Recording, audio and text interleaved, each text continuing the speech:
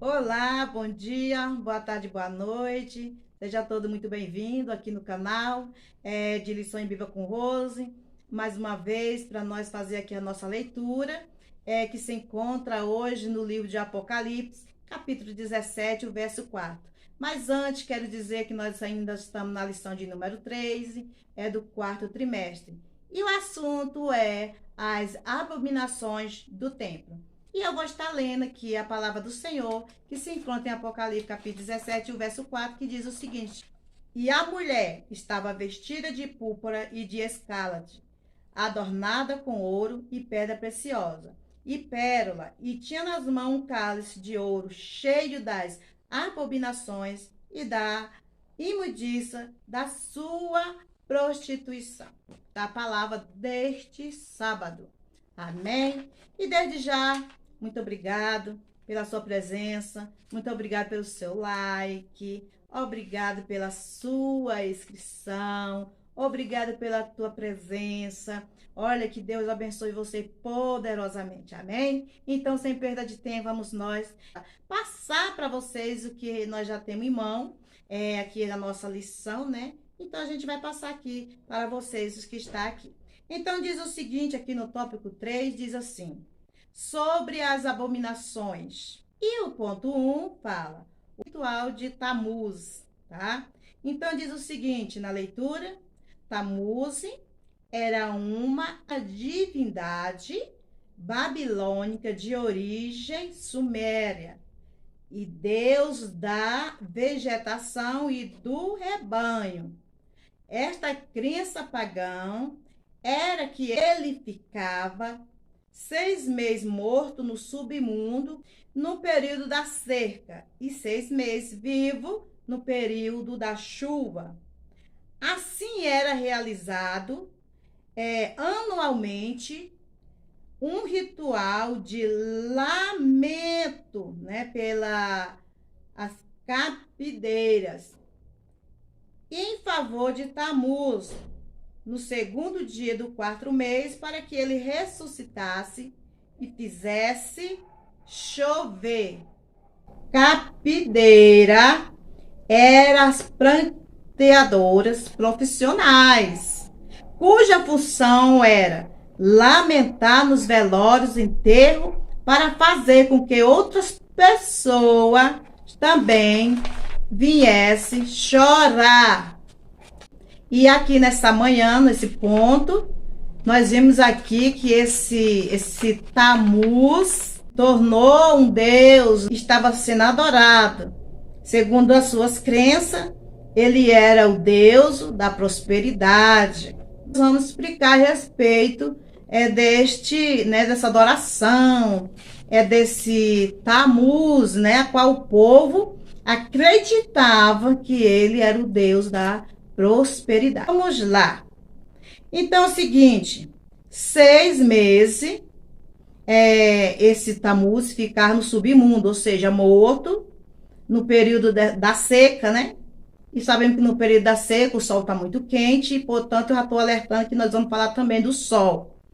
E os outros 6 meses eles ficavam vivos, e era o período da chuva. Então, eles diziam que então ele era o deus da prosperidade, porque se tiver chuva, tem trigo, se tiver chuva, tem prosperidade, né? Para quem planta, para quem trabalha. Que todos nós sabemos que tudo vem de Deus, Criador dos céus e da terra. Então, essa chuva chegava, e para essa chuva chegar, o povo, eles faziam o seguinte: quando alguém morria, eles contratavam as pessoas para chorar por aquela pessoa que morreu, né?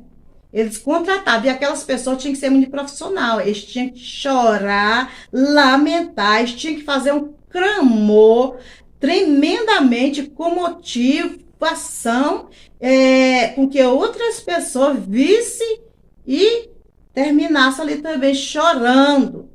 Às vezes a pessoa não sabia que aquela capideira, né, era profissional, achava que era até parente, né, daquele lado, daquele defunto, mas não, era simplesmente as pessoas que trabalhavam para, né, seu sustento, e era contratada para chorar em velórios e enterro. Então, essa daqui estava lá chorando, sabe? Ela estava chorando, clamando, dizendo para que o Tammuz ressuscitasse e viesse, né? Trazendo aí aquela chuva, né? Para que eles pudessem ter uma boa colheita, né? Então, olha só, 6 meses morto e 6 meses vivo, que era na época da chuva. E tinha que ser adorado e reverenciado este Tammuz, né? Tinha que ser cultuado desta maneira que nós lemos. E tinha que ser adorado e reverenciado este Tammuz, né? Tinha que ser cultuado desta maneira que nós lemos. E então, o que acontece?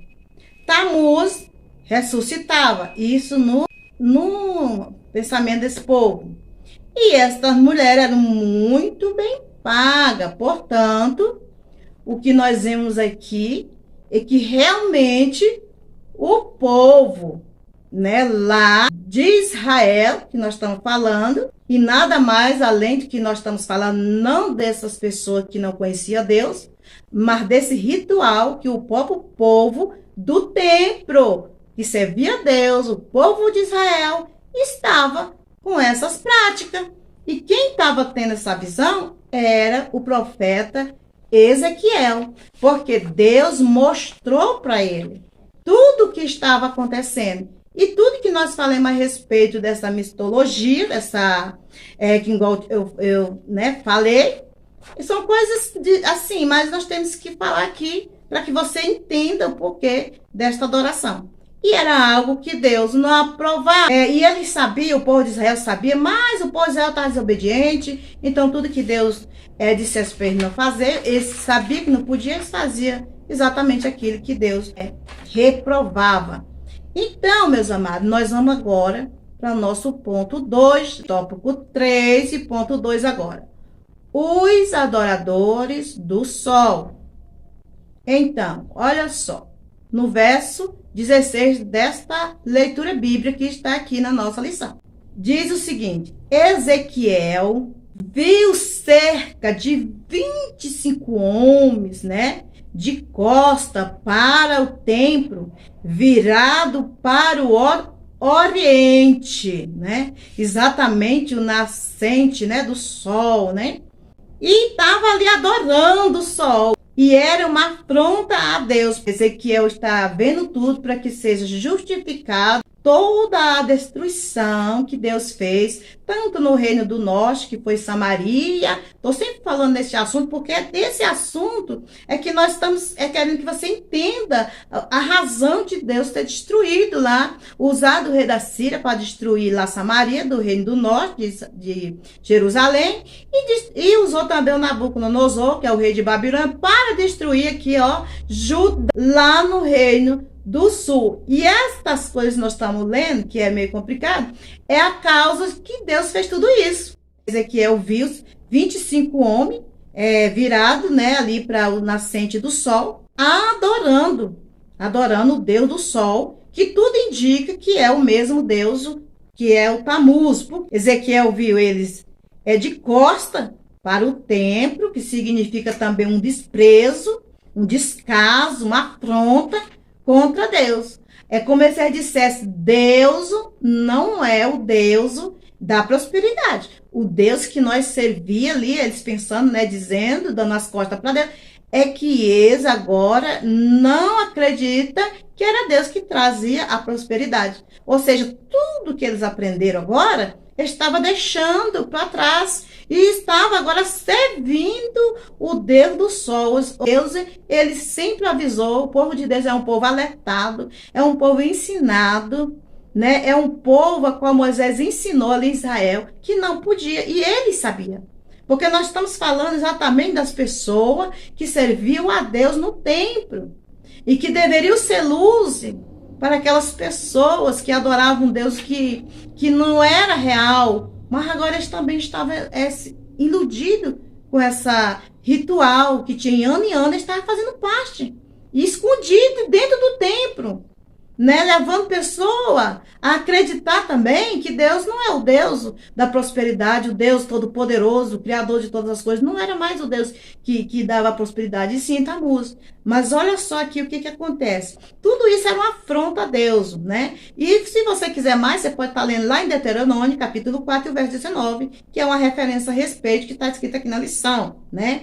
E era o grande afronta a Deus, porque Moisés já tinha ensinado esse povo a respeito da idolatria, né? Que lá no Egito eles faziam isso, e eles tinham até um templo, né? Onde eles chamavam a casa do sol, né? Nós chamamos a casa de Deus, o templo, a casa de Deus. Apesar que hoje o maior templo de Deus é você, sou eu. Hoje o Espírito Santo de Deus, no dia de hoje, ele não habita mais em templo de quatro paredes, onde os sacerdotes se reuniam e ali vinha a presença de Deus. Hoje é diferente. Deus sabe trabalhar, Deus ele sabe como ele faz. Então hoje o templo é você e o templo somos nós. Então nós somos uma casa, nós somos um templo, onde o Espírito Santo habita e que não é diferente o zelo e o cuidado que temos que ter com esse templo que é nós, para a morada do Espírito Santo de Deus, que é a terceira pessoa da Trindade, né? O Pai e o Filho e o Espírito Santo. Então, olha só o que estava acontecendo ali. Ezequiel, vendo tudo aqui no ponto 2, né? Esse Tammuz, provavelmente era o mesmo. Se você pegar um ponto ou outro e ligar, e provavelmente é ele também, o mesmo Deus, o Deus do Sol, né?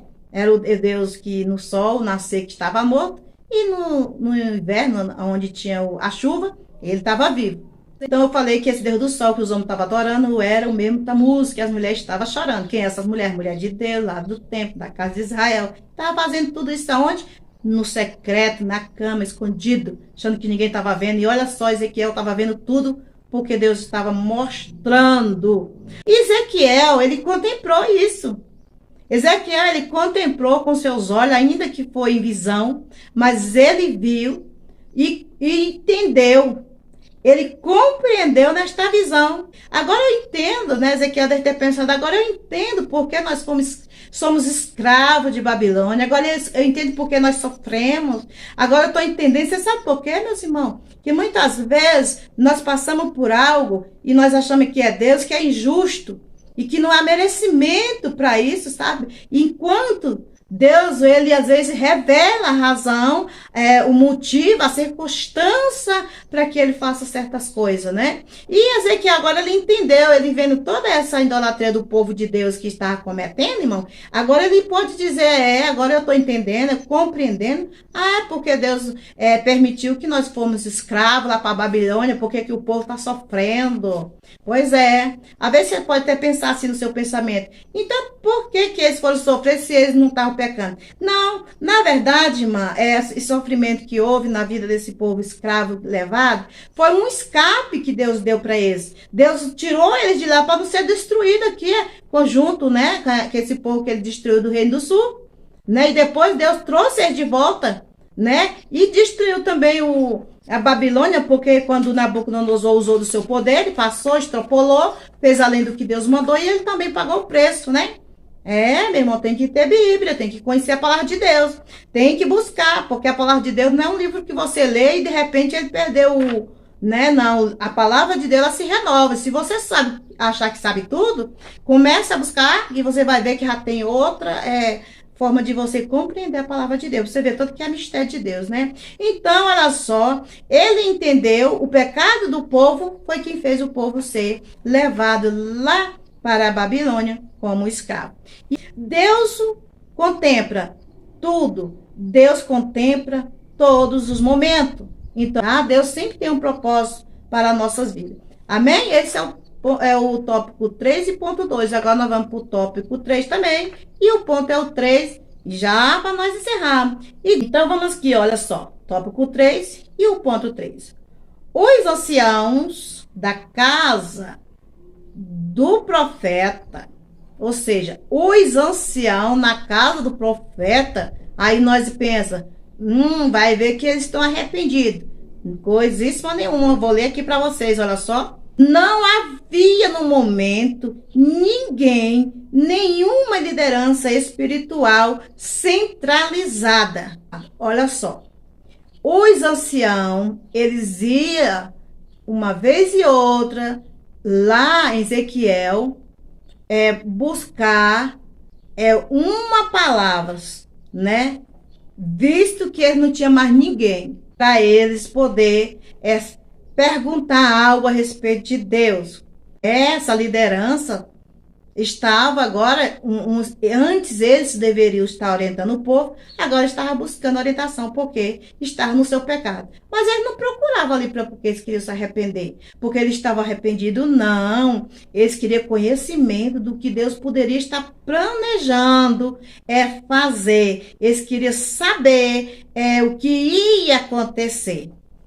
Você pode ser da casa de Deus, mas se você o que ouve você não pôr em prática, o que vai adiantar? Porque as coisas de Deus para nós pôr em prática. Tópico 1, tópico 2 e o tópico 3 mostra muito tipo de adoração que ele estava fazendo, tá? Adorando répteis, animais, sol. E então é isso aí, meus amados. Olha, Deus abençoe cada um de vocês. Deus possa aprenda a prosperidade vem de Deus. Se Deus não quiser que você seja próspero, você não vai ser próspero. Mas olha só, se Deus quiser que você seja próspero, ninguém neste mundo vai impedir de você ser também, tá? Se Deus quiser que você seja próspero, você vai ser e ninguém vai impedir. Amém? Tchau!